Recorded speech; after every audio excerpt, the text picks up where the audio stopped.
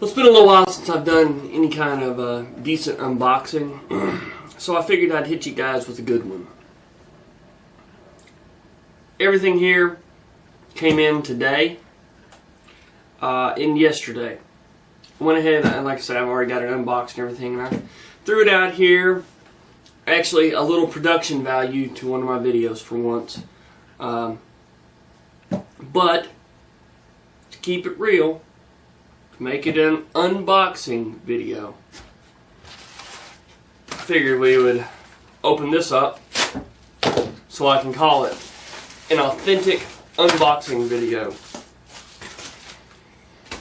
So, what this is the Phobius NS4 Night Shift 4 LED flashlight by Phobius.com, and I got two of them. I'm running one right here, and this comes with that little case. This is a really nice little light, small. It's got your strobe and your high. Then you can twist the bezel a little bit, and it's got just kind of like a reading light or whatever, just a little bit of light to keep you from losing your night vision. It's got low, high, pulse. It's got a few different options there. And it will even do SOS. This will spell out SOS in Morse code. So, built real nice, good clip on it. And that's what this is. Figured I'd get one for my wife, let her have a good light. So, there's that. Now that we got the formalities out of the way, we'll go over some of the different things that we've got here. First and foremost, we'll talk about the Aries Armor shirt here. I purchased this shirt from Aries Armor right after the whole ATF raid thing, just in support of them. I also got a couple of stickers, the I Will Not Comply stickers. They've actually now got a shirt that's $90 or something like that, that you can purchase to help support their fight.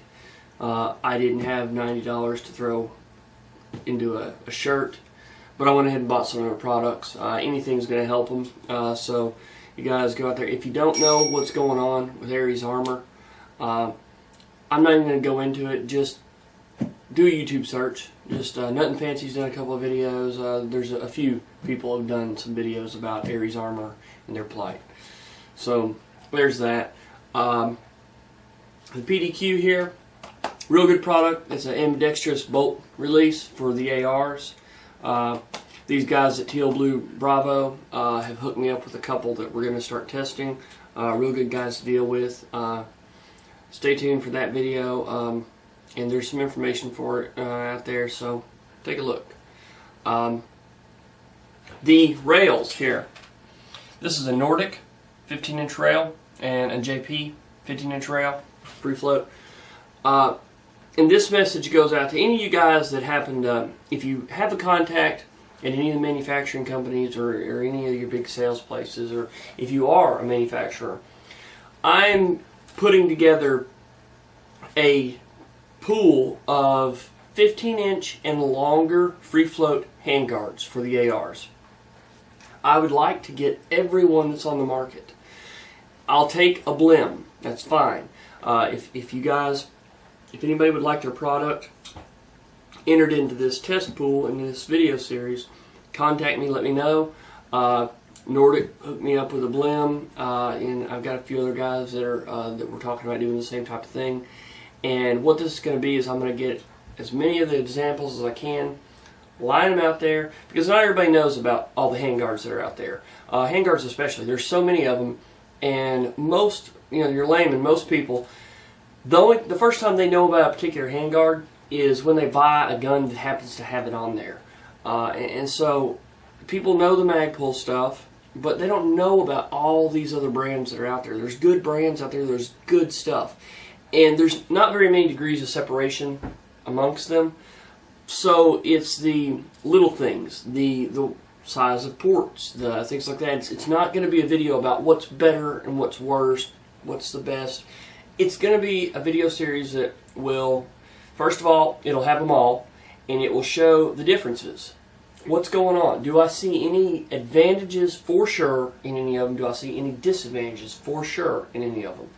And then here's the differences. Now, we will be doing individual videos on each one that's in the pool, and one of them will be chosen, not necessarily that it's better, just will be the one that I happen to like and will work better for my purposes, on a 300 blackout build that we're doing coming up. It's going to be a suppressed 300 blackout build, and we're going to choose one of the handguards to go on that. And of course, that build will be, there will be a video about it. So anybody wants their product represented, please get in touch with me, let me know, and we'll help bring some awareness to your product. On to the rest of the stuff that you see here. Got a lot of ammo, some buffalo bore. This is some 380 right here, and that's for that. This is what I'm going to start carrying now for my 9mm stuff. It's the Federal HST, and this is 124 grain. As far as the weight, I'd carry 147 grain, 124 grain, you know, somewhere around there.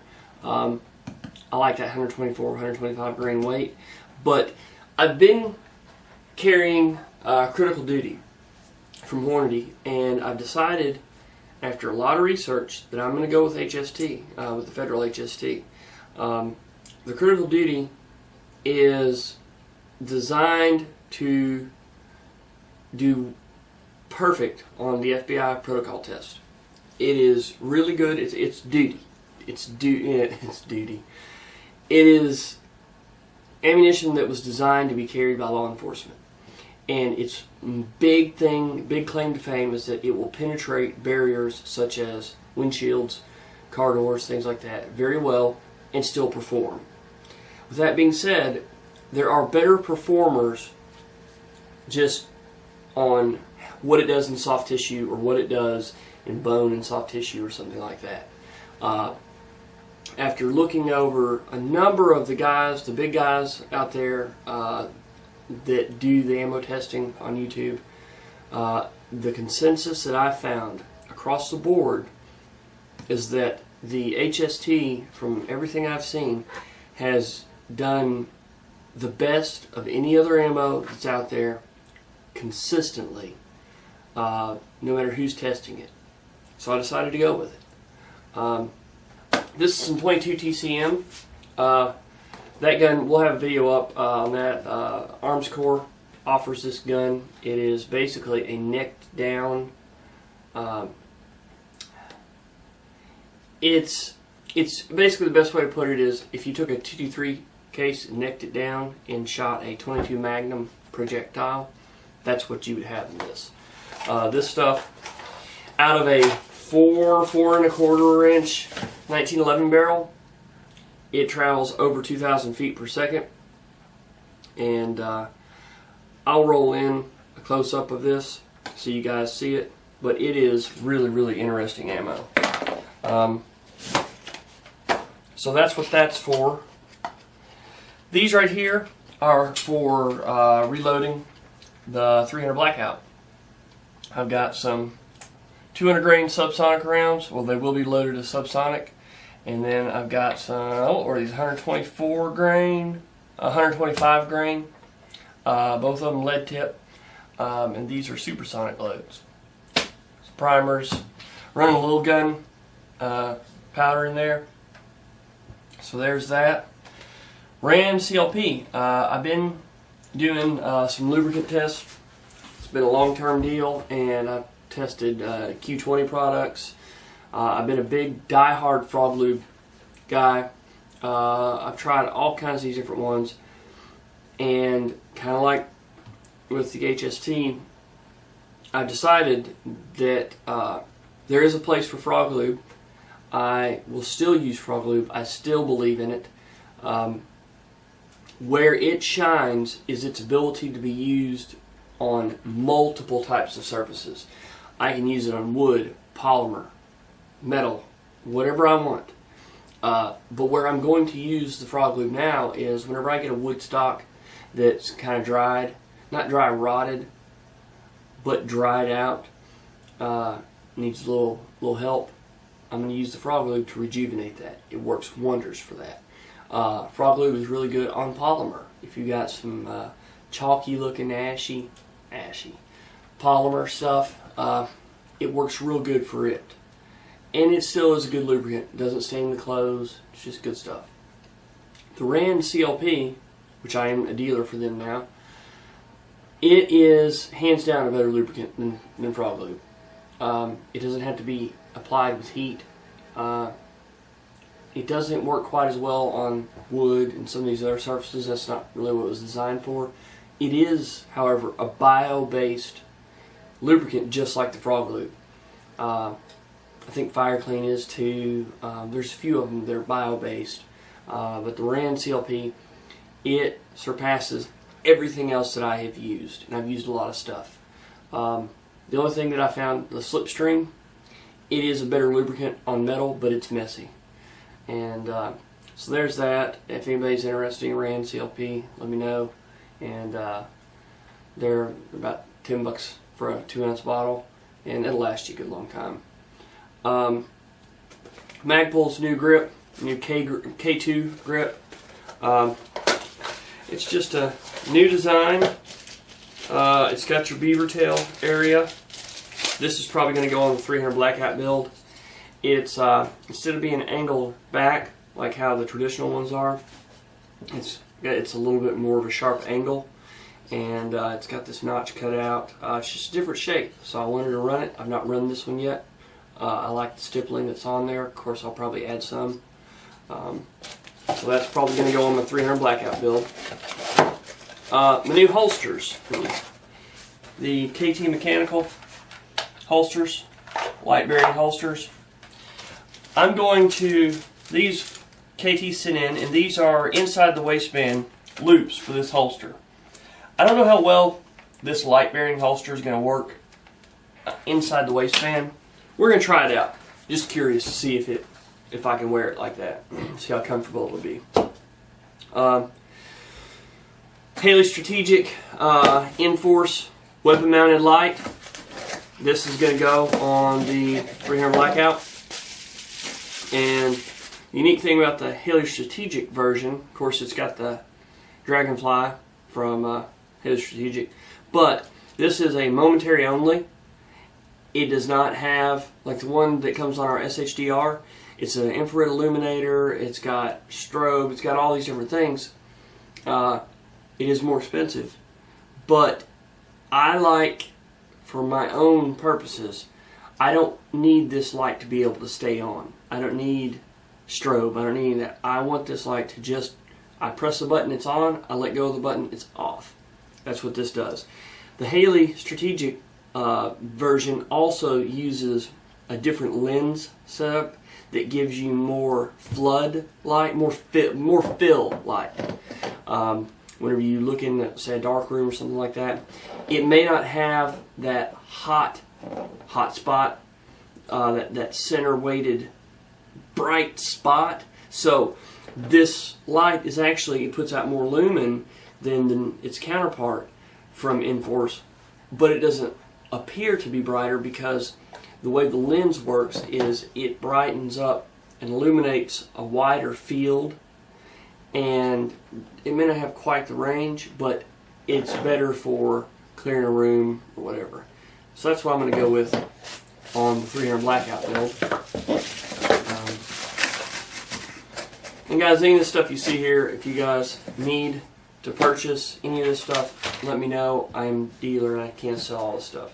Now on to what we've got here. As you guys know, we're purchased direct from Taurus now, and so I am very interested in, this is the beginning of some testing of Taurus products. Taurus brought us down to Miami.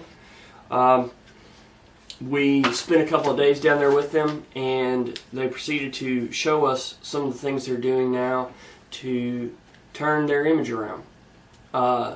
And so they say they're making better guns. From what I saw, they're doing the right things to facilitate that. They're implementing a lean project. I've got a video that's coming out. Actually, the camera that's videotaping this right now is my good camera. I just got it back.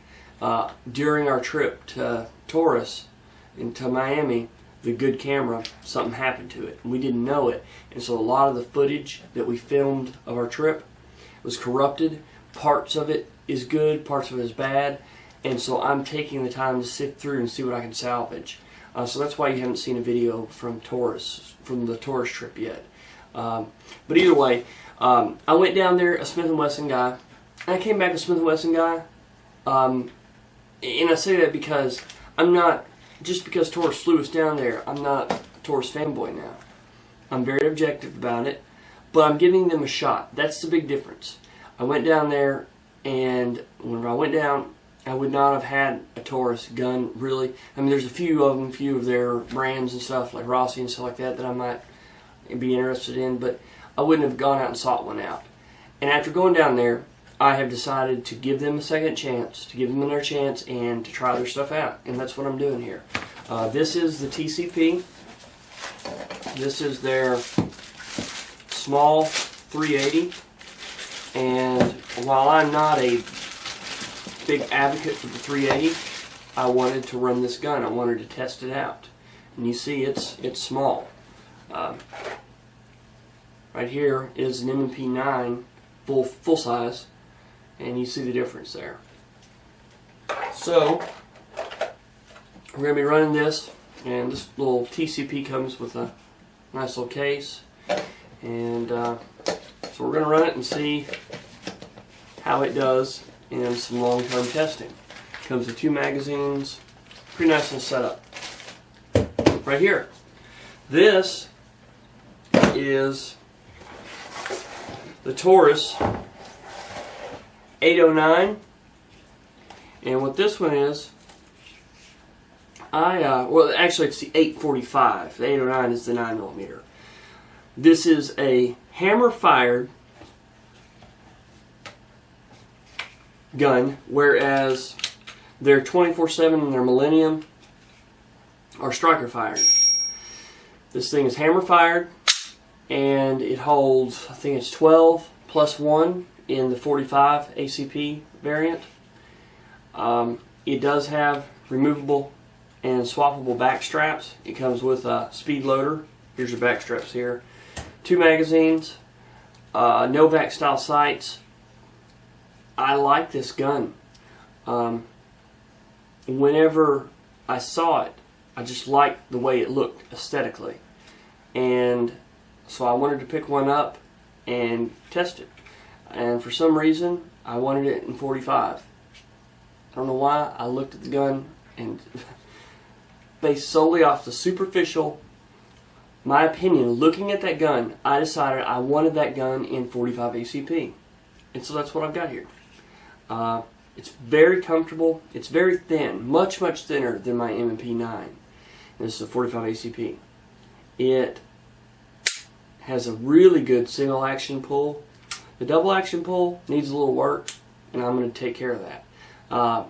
One of my purposes with this gun is there's not anybody that's really doing much aftermarket stuff with these Tauruses, and so I'm going to give this gun the works. I'm going to do some trigger work, maybe Cerakote it, maybe do a little stippling,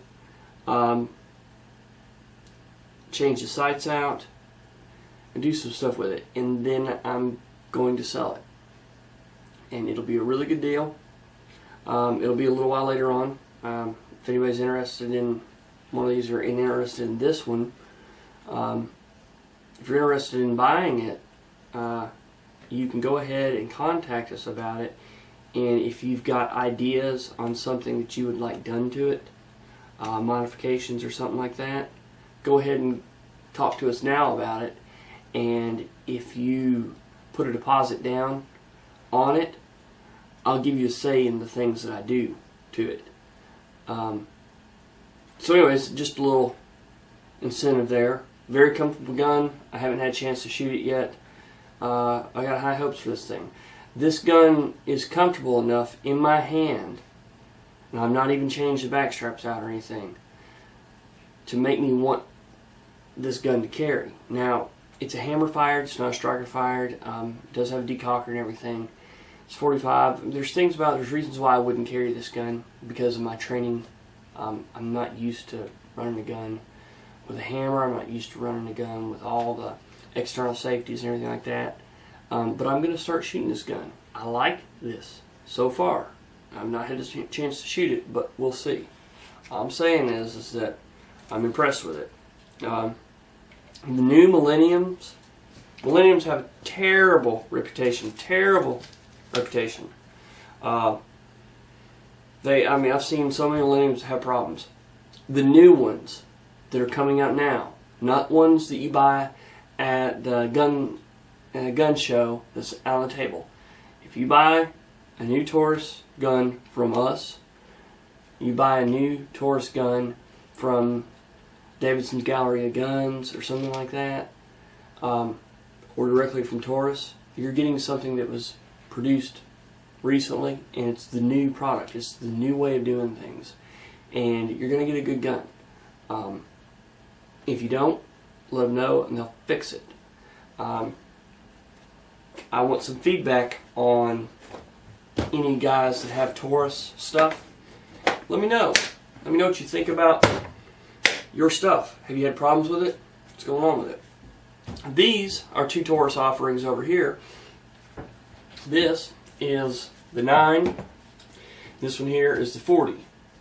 Of course, they're carbines, and they are blowback operated.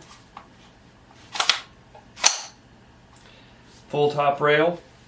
You can see they got molded in, nice little hold area there. Pros and cons on these. Pros are, it's a pretty badass little gun. The cons are, in order to import it from Brazil, it had to have a 10-round magazine, only 10 rounds. It does not use a common magazine to any of their other guns. I think that was a big mistake, but there might have been, I think there were some mitigating factors behind that. The next thing is, you see this pistol grip here. In order to import it, it couldn't have a pistol grip, so they had to connect all this stuff. When they connected this, well, to make it look better, they thinned this and put this brace in. When you shoot the gun, right now, it's got a little bit of a harmonic to it, and I believe it's a direct derivative of this being so thin. We're going to look into adapting an M4 buffer tube in stock and an AR style hand grip. We're going to look into what we can do to adapt magazines from another gun in. These magazines, they're more like a rifle magazine in the sense that, you know, when you load a handgun magazine, you press the bullet in and slide it back. Press it in and slide it back. But when you load your AR magazines, you just put them right in, one on top of each other, right down the top. You don't have to slide them. This is like the rifles. This loads side by side. You just push them straight down the top. So that means that in order to adapt, say, a Glock magazine or something like that, you're going to have to do a lot of work to the feed lips of that magazine. Glock magazines are plastic. You can't really do anything with it. And so I've got to work on some things. If anybody knows, you know, I looked at maybe like the Uzi magazines or something like that. Anybody's got any suggestions on magazine to try? Let me know. This is one of the magazines for it. Pretty small. So anyways, we're going to work on that. The other thing is we're going to thread the barrels on these. So anyways, these guns have got a lot of potential. They're nice. Good price point on them. And fully ambidextrous. Good trigger pull. The sights are removable, and they are included. Your charging handle, it can be, you can switch sides with it. And so anyways, we're going to look into doing some work on these and report back to us what we've figured out and go from there. So there is the short and long of this video. As you see, your 40 is the exact same size though. So thanks for watching, and if we can do anything for you guys, if you guys have any suggestions on different series, different things that we've done, I was thinking about, I've got some book reviews coming up, and let me know if you guys like the book reviews. Tell me, or if you hate them, tell me that too. Anyways, give me some correspondence, let me know what's going on, and we'll try and get some more videos out. Thanks.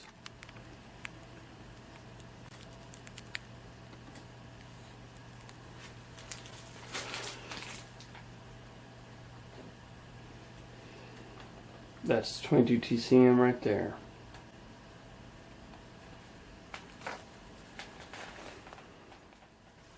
And here you go. You've got this for 300 blackout, your 125 grain round, and your 200 grain round. These are supersonic, these are subsonic. Now this one here, what you see, that's actually a Hornady AMAX round, but it's the same weight. It's 125 or 124 grain, and so I've got it up here just as a comparison to the subsonic round. You can see the difference there. So they're all flat. These are all flat bottom rounds, and that's that. I forgot to mention this: the Apex AE trigger. This is the trigger for the shield, and I've already done a trigger job on my shield, but they didn't have a trigger for it yet. And so Apex has finally come out with their aluminum trigger for it. And so this is going to go on the shield. A couple other things I omitted. The Novetzke. These are to go onto your handguards. They're QD swivel mount placements. You can see they've got one there. These are made for their key mod system, or they'll work with any of the key mod systems. I like the size of them. I picked them up. I wasn't sure if they were going to work with the application I had at the time, and they didn't. But they weren't real expensive. I just hold on to them. I will definitely find a use for them, and they're really nicely made.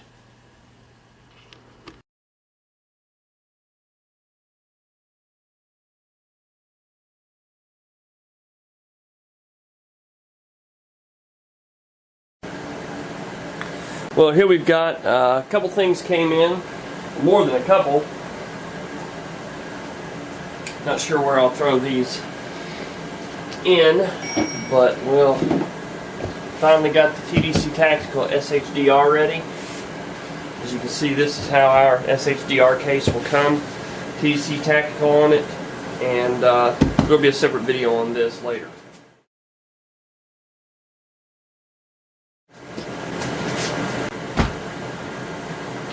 Just wanted to show opening these two up. We're going to get them open, get them out, inspect them, make sure that everything's in good shape on them. This one is, I didn't look to see if this was the 9 or the 40.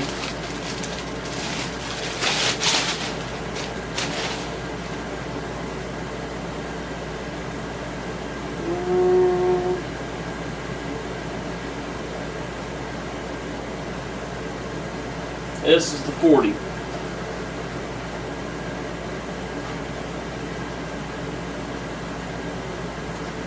And this one's the 9 over here. Comes with 2 mags. We're going to be doing some work with these. You may have already been told in this video. I don't know how I'm going to edit this in here, but I'm going to be working on a few different things to try and adapt some different style magazines. So we'll see how that all works out. Got a couple other things we're going to try out and see what we can get going.